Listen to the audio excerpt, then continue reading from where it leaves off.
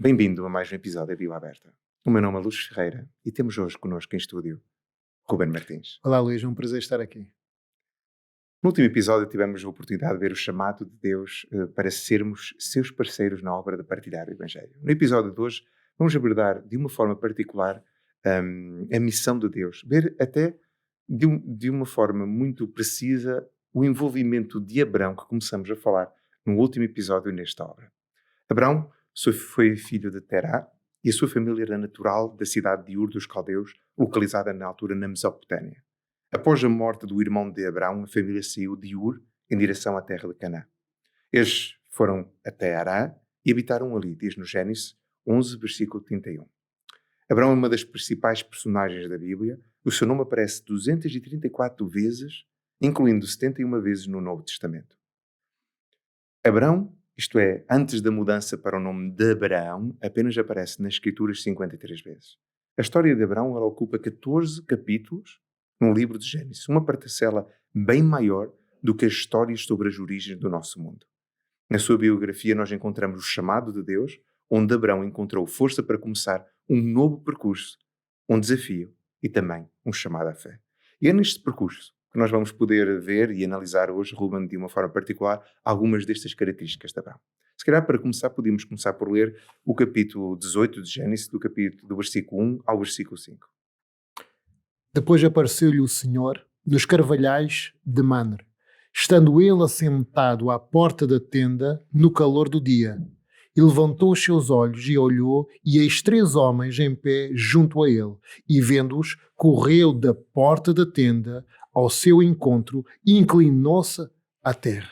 E disse: Meu Senhor, se agora tenho achado graça aos teus olhos, rogo-te que não passes de teu servo, que traga já um pouco de água e lavai os vossos pés e recostai-vos debaixo desta árvore. E o último versículo: e trarei um bocado de pão para que esforceis o vosso coração, depois passareis adiante, porquanto por isso chegaste até vosso servo. E disseram: assim faz como disseste.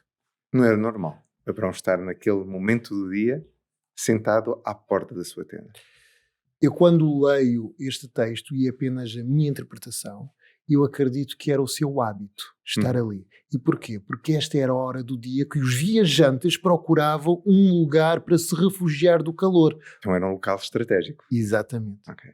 E é curioso que Abrão estava ali sentado e vê ao longe virem 3 pessoas totalmente desconhecidas. Ele não sabia de onde vinham, para onde iam e nem tão pouco quem eram.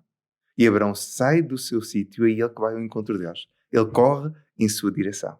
E se ajoelha, vai-se prostrar como um sinal de humildade e vai-os convidar para virem para a sua casa, neste caso para a sua tenda. Qual era o propósito de Abrão aqui? E permita-me, Luís, ler aqui uma frase que eu achei muito interessante, que está aqui no nosso manual de estudo, que diz: Abrão tinha consciência da sua missão, que consistia em partilhar com toda a gente o conhecimento do Senhor num mundo mergulhado pelo paganismo, idolatria e politeísmo. E agora a frase que gostei muito: a sua forma imediata de cumprir a sua missão foi através da hospitalidade concedida a estranhos. Então, Abrão acabava por tentar criar naquelas pessoas que estavam com dificuldade suprir as suas necessidades para depois ter um momento à parte onde podia partilhar, na verdade, aquilo que ele tinha a partilhar. É interessante que às vezes pensamos que não conseguimos fazer nada para fazer a diferença. Não temos os dons necessários, não é? Mas através de pequenas coisas como um copo de água, um abraço, a hospitalidade de receber pessoas, o carinho, nós podemos fazer a diferença na vida de alguém. Através de pequenos atos podemos mostrar o amor de Deus ao nosso próximo. Então vemos que Abrão, ele tinha como uma das características principais dele a hospitalidade, ou seja, ir ao encontro do outro nas suas necessidades e aproveitar esses momentos para partilhar também aquilo que era a sua experiência com Deus. Eu, quando olho para esta hospitalidade perante estranhos, eu diria que aquilo que ele tinha era o amor pelo próximo. E para nós termos esse amor pelo próximo, nós precisamos de olhar para o nosso próximo não como aquilo que ele é ou aquilo que ele foi, mas como filhos de Deus. E como quando olharmos cada um como filhos de Deus ou como candidatos ao reino dos céus, a maneira como nós vamos olhar uns para os outros vai ser totalmente diferente. Sim. Eu acredito que esta qualidade é a segunda qualidade, ou seja, de amor, que acaba por estar por trás de todas as outras, Sim. porque o amor acaba por ser um reflexo daquilo que é o trabalho de Deus dentro do coração e na vida de Abraão. Nós vamos ver aqui em Gênesis, também no capítulo 18, do versículo 17 a 21, um momento em que estes homens, já depois de terem estado ali, de terem falado com Abraão, de terem falado com Sara, de se dar conta quem eles eram, porque eles acabam por se mostrar como os anjos do Senhor, e quem sabe até o próprio Senhor estivesse ali, e prometer o nascimento de Isaac, porque Sara se riu. Logo Já de seguida, no capítulo 17, Abraão já se tinha rido também. sim, é verdade. Achava que era impossível. Sim. Não é?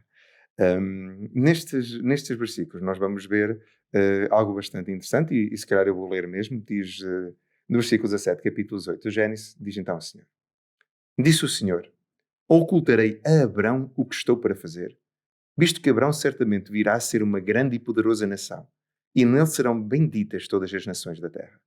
Porque eu o escolhi para que ordene aos seus filhos, à sua casa depois dele, a fim de que guardem o caminho do Senhor e pratiquem a justiça e o juízo, para que o Senhor faça vir sobre Abraão o que tem falado a seu respeito.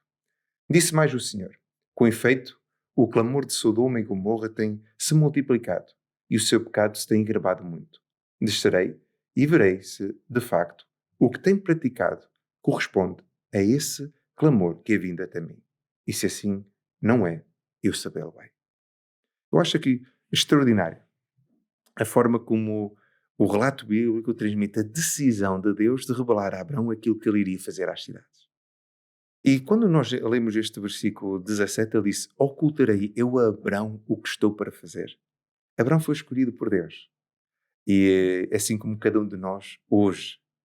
E não foi porque Abraão foi atrás de Deus, não foi porque Abraão tinha feito algo de especial ou era alguém muito extraordinário para ser escolhido por Deus. Porque ele estava disponível para ser. E, sobretudo, também porque Deus escolheu Abraão pela sua graça. Ou seja, Deus viu em Abraão alguém que estava com um coração sensível a escutar a sua voz e fazer a sua vontade. Sem mérito nenhum dele. E hoje em dia não é diferente. Deus escolhe cada um de nós. Onde nós estamos, com os nossos problemas, as nossas falhas de caráter, as nossas dificuldades. E Cristo salva-nos apenas pela sua graça e não por qualquer merecimento nosso. Agora, ao olhar para este texto, eu gostaria de tentar compreender qual era então o propósito de Deus ao escolher Abraão. Se nós analisarmos o texto, vamos ver que a primeira coisa que nos diz neste versículo, quando ele diz no versículo 19, ele diz: Eu o escolhi para que ordene aos seus filhos. Antes mesmo do 19, vamos ao 18. Visto que Abraão virá a ser uma grande e poderosa nação. Nós estamos a falar num momento em que Abraão não tinha qualquer filho ainda. E esta foi uma das primeiras promessas feitas por Deus. Quer dizer, tinha um filho, mas não era com a mulher que Deus tinha orientado. Era com Agar. Já tinham Sim. passado mais de 24 anos desde que ele Sim, tinha entrado sim. em Canaã e ainda não tinha o filho prometido, vamos assim dizer. Esta é uma das promessas feitas por Deus a Abraão quando o chamou da terra de Ur dos caldeus, lá no capítulo 12 de Gênesis, no versículo 2. Apesar de ainda não ter um filho, Deus já estava a caracterizar como ele iria ser uma grande Só nação. que o tempo de Deus nem sempre é igual ao nosso tempo. É verdade.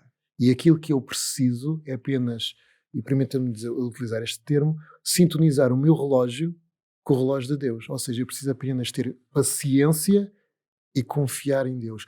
Porque Deus, a bênção de Deus chega sempre no tempo certo e na hora certa. E repara que aqui no capítulo 18, no versículo 18, diz que ele ia ser uma poderosa nação, ele vai nos dizer a razão. Para que nele sejam benditas todas as nações da terra.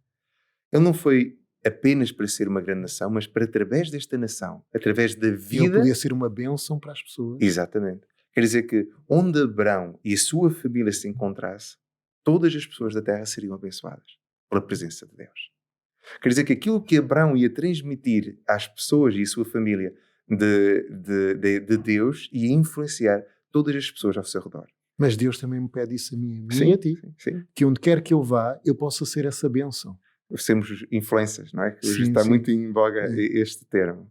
E repara que ele começa por dizer para ser uma grande nação, para abençoar todas as nações na terra, e depois no versículo 19 ele diz para ordenar seus filhos a andarem, repara, no caminho do Senhor e a fazer o que é justo e direito. Então nós vemos aqui que o chamado de Deus, eu diria, de Deus a Abraão, divide-se em 3 partes. Primeiro, para que ele fosse um guardião da verdade. Sim, Segundo, para que ele fosse uma luz para o mundo. sim, E terceiro, que ele fosse um veículo para a chegada, através dos seus descendentes, do Messias prometido. sim, exatamente. Daí a importância da família também nesta Sim, missão. Nós não somos uma ilha e nós não podemos ser cristãos sem influenciar a nossa família. Na verdade, a primeira igreja nós fomos criados para ser, eu diria, não ilhas, mas arquipélagos, ou estabelecer pontes com o continente. com o continente, sim. E nas nossas famílias, nós temos que tentar todos em conjunto seguir este mesmo chamado da parte de Deus. Ele foi chamado para abençoar a terra, mas abençoá-la através também da sua família. Quer dizer que Abraão, em primeiro lugar, ele devia ser uma bênção, em primeiro lugar, naqueles que estavam mais perto deles, ou seja, o seu núcleo familiar. De que vale eu falar as mais belas palavras de Jesus se eu em casa faço o contrário? Sim. Depois aqui, vamos ver como Deus revela o seu plano a Abraão. No versículo 20 ele diz assim: disse mais o Senhor, com efeito o clamor de Sodoma e Gomorra tem-se multiplicado e o seu pecado se tem agravado muito. Eu descerei e verei se de facto o que tem praticado corresponde a esse clamor que é vindo até mim. E se assim não é, eu sabê-lo-ei. Sodoma e Gomorra tinham sido testemunhas do poder e do amor de Deus, do cuidado de Deus para que os servem. Repara que aqui uns capítulos atrás, se formos ao capítulo 14, foi o momento em que, junto com os outros 3 reinos, tinham sido derrotados por uma aliança de 4 reis. Ló também tinha sido levado com a sua família, e Abrão, apenas com um pequeno exército, foi lá de noite e derrotou aqueles 4 reis com uma grande cidade, com 2 grandes cidades com milhares de pessoas, não tinha conseguido derrotar. E libertou os presos de Sodoma e Gomorra. Mas isto parece que não serviu em nada para diminuir a sua maldade. Pelo contrário, eles ainda aumentaram os seus atos pecaminosos. A maldade daquelas cidades só aumentava cada vez mais até que chegou um momento em que Deus teve que intervir. E é este momento que nos é aqui descrito. E o curioso neste discurso é o convite que Deus faz a Abraão ao diálogo para falar. Este é o significado quando ele começa a dizer assim, logo no versículo 17: ocultarei a Abraão o que eu estou para fazer. Quer dizer que Deus tinha a intencionalidade de que Abraão, ele compreendesse que ele tinha algo a transmitir e que ele queria discutir com ele. Ok? E não é só um convite a Abraão para expressar a sua opinião sobre as coisas. Pelo contrário, Deus, no seu discurso, antecipadamente, ele traz aqueles assuntos que Abraão gostaria que Deus gostaria que Abraão discutisse com ele. E aqui estamos a falar nos argumentos que Deus dá para Abraão utilizar, que têm a ver com a justiça, Zedeque, e o juízo, o mishpat. Abraão, em seu discurso, ele vai utilizar precisamente estas palavras. Ele utiliza a raiz tzedek 7 vezes e também utiliza a raiz mishpah 2 vezes, quer seja no início da sentença e no final da sentença principal. Para na reação de Abraão no versículo 25.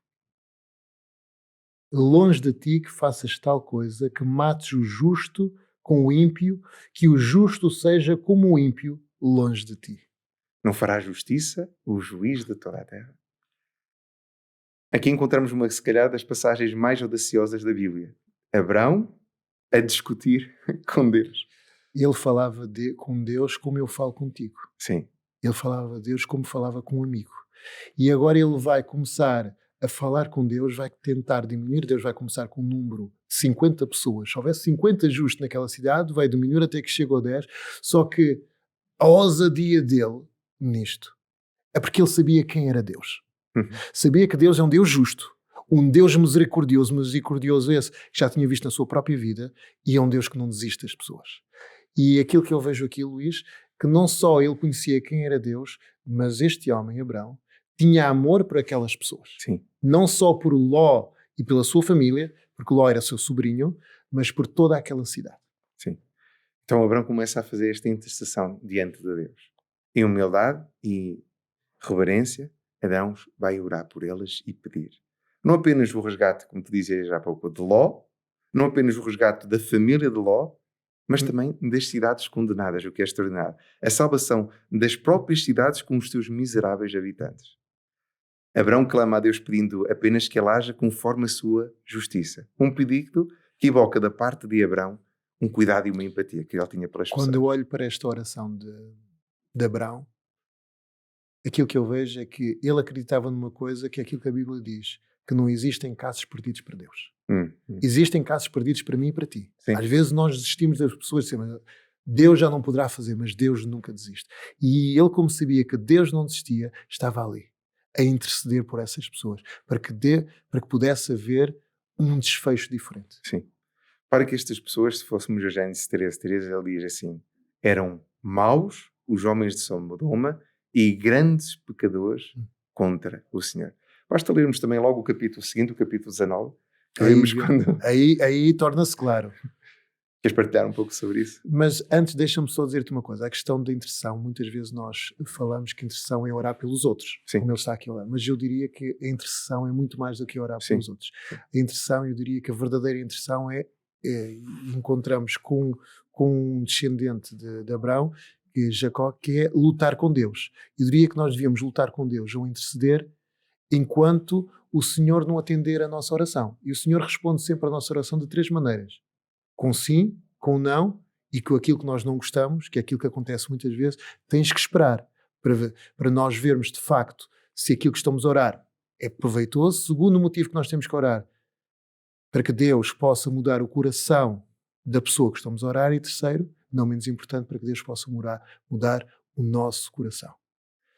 Então vemos aqui nesta primeira parte, e já vamos abordar também de uma forma precisa mais à frente essa questão da intercessão, e acho bastante interessante o que acabas de abordar. Agora, relativamente a Abraão, nós vemos aqui o cuidado e a empatia que ele tinha pelas pessoas, apesar de não os conhecer, porque eram seres humanos. Vemos também esse amor desinteressado. Ele não ia ganhar nada. Ele até tinha tido a oportunidade de ficar com muitas coisas da cidade na altura e não quis nada para ele. Vemos também, de uma forma surpreendente, uma catolicidade, ou seja, não contente em pedir a libertação de Ló ou dos resgates dos justos, ele diz nada mais, nada menos do que a preservação das cidades e solicita não apenas de alguns habitantes, mas que seja poupada toda a população. Abraão sabia 2 coisas. Primeiro, Deus era um Deus de amor, um Deus longânimo, um Deus paciente, um Deus benigno e, por último, eu ia dizer, um Deus misericordioso. E se Deus era um Deus benigno, quer dizer que era um Deus que ia fazer tudo, procurar tudo, para levar à salvação essas pessoas. E se Deus sabia isto em relação a Deus, Ele sabia também em relação à humanidade. Nós sabemos que existe um provérbio até em Portugal que diz, enquanto há vida há esperança. Enquanto estamos vivos, temos sempre a oportunidade de decidir, de voltar para o Senhor, de escolher. Isto é algo tremendo, extraordinário que Deus nos dá. É cada manhã, diz-nos Jeremias, se renovam as suas misericórdias. Lamentações de Jeremias. Quer dizer que Abraão gostaria que todas as pessoas daquelas cidades fossem salvas e que Deus lhe desse essa oportunidade. Então, é aqui que nós encontramos, se calhar, aquela que é a intercessão que Abraão faz, e se calhar podíamos começar, Ruben, por ler esse capítulo 18, versículo 23 ao 26, se calhar começamos por estes pequenos versículos, onde vamos, como dizia já há pouco, ver até um modelo de oração intercessória através deste texto, ok? E chegou-se a Abraão dizendo, destruirás também o justo com o ímpio? E porventura houver 50 justos na cidade, destruirás também, não pouparás o lugar por causa dos 50 justos que estão dentro dela, longe de ti que faças tal coisa, que mates o justo com o ímpio, que o justo seja como o ímpio, longe de ti. Não farás justiça o juiz de toda a terra? Então disse o Senhor, se eu em Sodoma achar 50 justos, dentro da cidade pouparei a todo lugar por amor deles. E respondeu Abraão dizendo, eis que agora me atrevi a falar ao Senhor, ainda que sou pó e cinza. Abraão chega a parte perto de Deus. E a questão de Abraão, não fará justiça o juiz de toda a terra. A resposta de Deus parece que ecoa através de todo o relato bíblico. Sim. Sim. A preocupação de Abraão que Deus destruiu o justo com o inocente. Ela está aqui. Se houver, li já há pouco, apenas 50 justos na cidade, destruirias ainda assim a cidade e não pouparias? E 50 é curioso que 50 era metade de uma cidade, que cidade era uma cidade com 100 pessoas. Sim, mas ali estávamos a falar de uma cidade, se calhar, que até Sim. tinha milhares de Sim, habitantes, sim. não é? Mas 50, sim, já era um número razoável. É. E estávamos a fazer uma pequena percentagem, se calhar, para uma grande... Mas o interessante aqui é que ele conhecia quem era Deus. E hoje vivemos num mundo onde muitas vezes nós dizemos onde é que está Deus, porque é que Deus me abandonou, porque às vezes nós não sabemos quem é Deus. Para nós sabermos quem é Deus, nós precisamos todos os dias de o conhecer. Precisamos de abrir a porta, precisamos, como ele, ter essa hospitalidade, não só para receber outras pessoas, mas para receber Jesus no nosso coração. Sim, sim. Abraão apoia-se aqui no princípio da justiça do juiz. Mas Deus responde não com uma atitude de justiça. Porque uma atitude de justiça levaria a poupar os 50 e a destruir os outros. Sim. Então Deus responde como um exercício da sua misericórdia. Ou seja, num apelo de Abraão à sua clemência. Destruirás ainda assim e não pouparás o lugar. Ou seja, literalmente este não pouparás o lugar, ele significa não vais remover a tua punição por causa destes 50, tu não vais poupar todas as outras pessoas. E aqui que nós encontramos A intercessão. esta oportunidade de Deus que dá a Abraão de pleitear com ele, não é? De estar a discutir, de refletir em conjunto, de crescer. Como dizias há pouco até, de ir conhecer este Deus que se quer revelar e que nos vai dando essas oportunidades aos poucos nos momentos. Porque a oração de intercessão, já ouvi que é a oração de duplo poder. Porque nós oramos por alguém, para que o Espírito de Deus possa ser derramado sobre essa pessoa, mas ao mesmo tempo estamos a ser abençoados. Sim, sim. É uma bênção para nós. Sim. Okay? Há uns anos atrás, num batismo, eu não assisti, foi alguém que me contou que uma pessoa que orava pelo seu marido mais de 20 anos para se entregar a Cristo. E no dia do batismo do seu marido, ela apenas dizia: ai, se eu tivesse orado mais. Ai, se eu tivesse orado mais, talvez este batismo fosse mais cedo. E eu pergunto, e se eu fosse de facto um intercessor? E se eu orasse mais por aquelas pessoas que abandonaram a Cristo? E se eu orasse mais por aquelas pessoas familiares que já não estão? Sim. Para que Abraão começa com os 50, passas para 45, passa para os 40, 40, para o 30, para o 10, para o 20 e termina nos 10. Há alguns teólogos que questionam, e se Abraão tivesse a audácia de questionar menos de 10? Acho que Abraão em si acaba por perceber que 10, face à grande multitude que havia, já era um número plausível. Muito, muito misericordioso da parte de Deus, não é? Eu acho que podíamos até olhar para esta intercessão de Abraão e vê-la como um tipo de Jesus, o nosso intercessor perante o Pai. E ser inspirados neste mesmo papel a nós intercedermos e orarmos pelos outros. Repara que quando as cidades de Sodoma e Gomorra, nós não sabemos quantas pessoas existiam exatamente naquela época, naquele momento. Apesar da intercessão de Abraão, as cidades foram destruídas. Deus respondeu à oração de Abraão, mas infelizmente não existiam sequer 10 justos. A Bíblia diz-nos que sabemos que eram milhares de pessoas, e nestes milhares, apenas 4, a família de Ló, deixaram a cidade. E destas 4, apenas 3 foram salvas. Isto mostra-nos que nem todas as pessoas vão ser salvas. Na época, apenas 3 elas foram. Apesar de Deus entender a salvação, de estender essa salvação a todas as pessoas, nem todas as pessoas aceitam o convite de Jesus. Porque Deus respeita o nosso livre-arbítrio. Queres desenvolver um pouco essa Por questão? exemplo, quando os anjos chegaram a Sodoma e encontraram Ló, apresentaram-lhe o relato que a cidade seria destruída. Ele não entendia a gravidade da situação.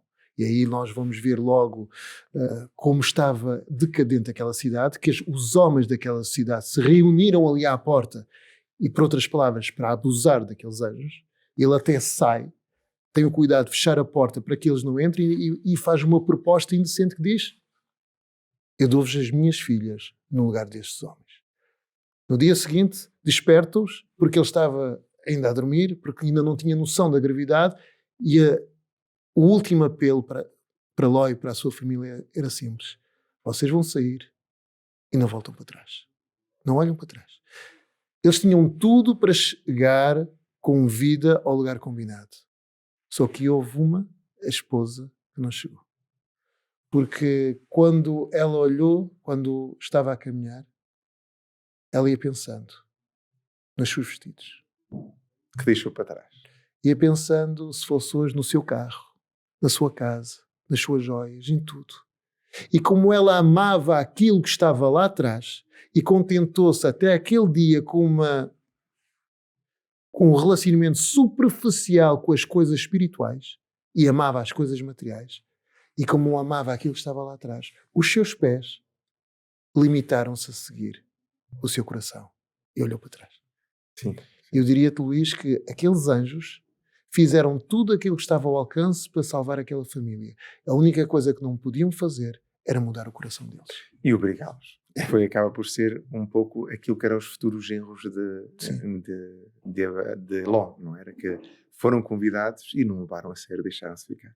Mas mesmo a família de Ló, o próprio Ló, o anjo, de acordo com o que a Bíblia nos diz, ele teve que pegar neles e os levar para fora da cidade. Teve que estavam-se a tardar tanto a tomar as decisões necessárias com o que deixavam, com o que levavam, que não percebiam que o mais importante... O desejo dele é que Deus desse-lhe mais um tempo, uns 15 dias, para eles prepararem as coisas, para fazer uma grande carroça com carroça com tudo, e talvez para tentar convencer A ou B ou C, para vir com eles, para ser um trabalho missionário. Sim. Só que a mensagem de Deus é urgente, é agora que temos de tomar a decisão. Sim.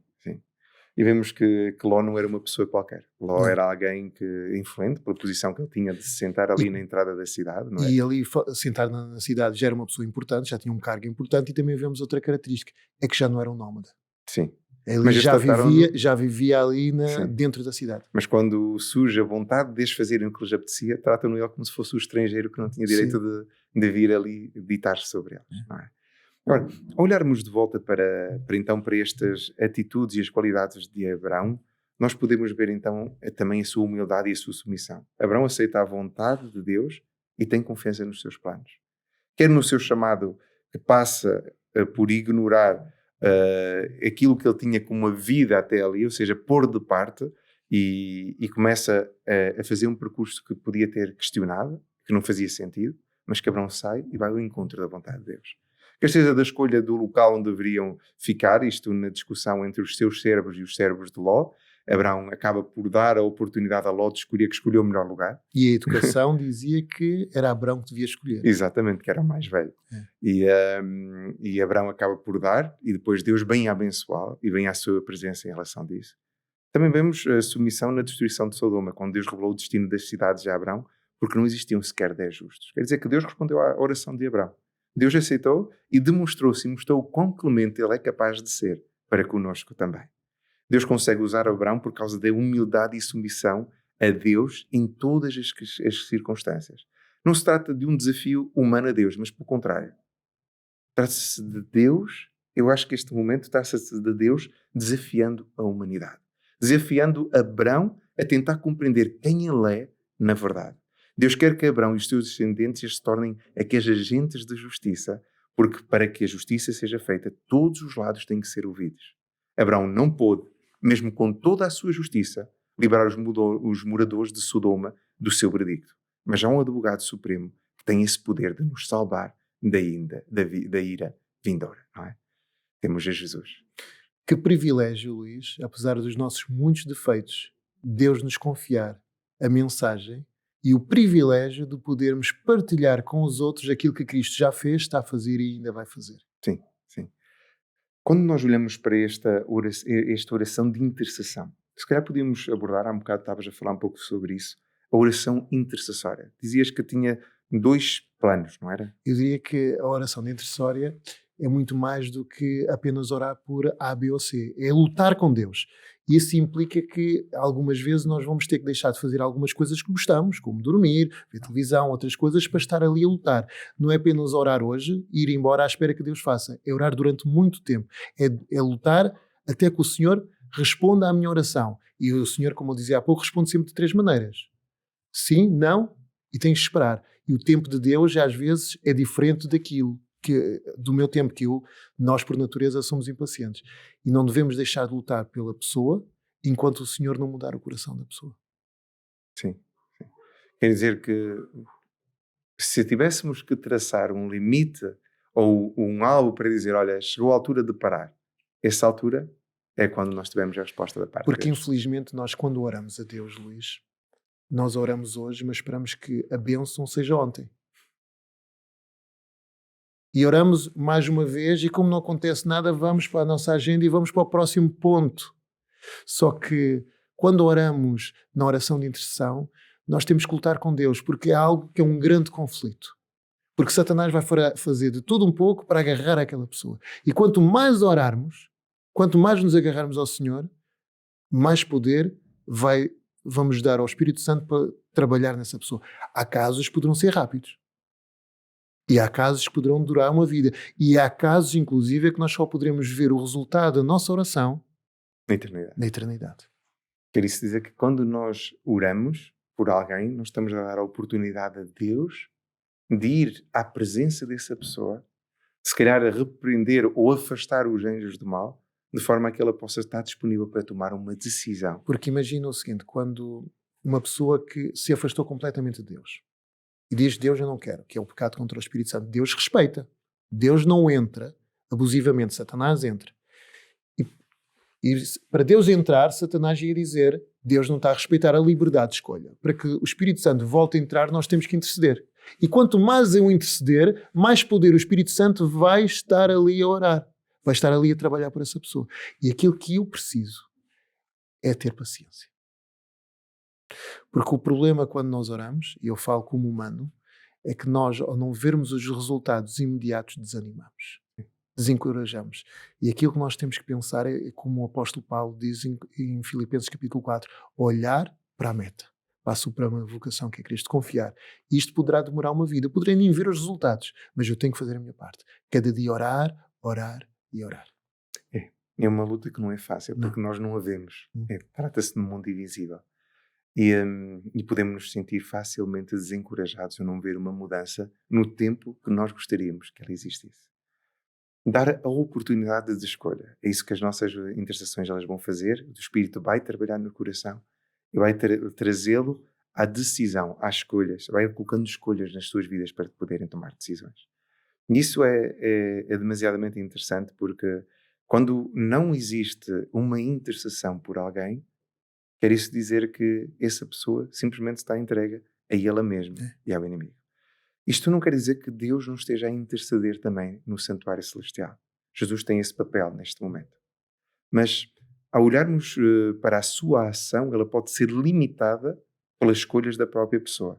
O que a nossa intervenção aqui, como somos chamados como Abraão, também a sermos agentes de Deus nesta vida. Sermos esses agentes de Deus, quer dizer que o nosso papel é sermos aqui os braços de Deus, as nossas orações, para que possamos auxiliar e trazer ajuda a essas pessoas que se entregaram através das suas escolhas no caminho do mal. Então aquilo que eu preciso e aquilo que tu precisas, quando vamos interceder, é pedir a Deus que nos dê paciência. Que Deus nos ajude a confiar no seu tempo.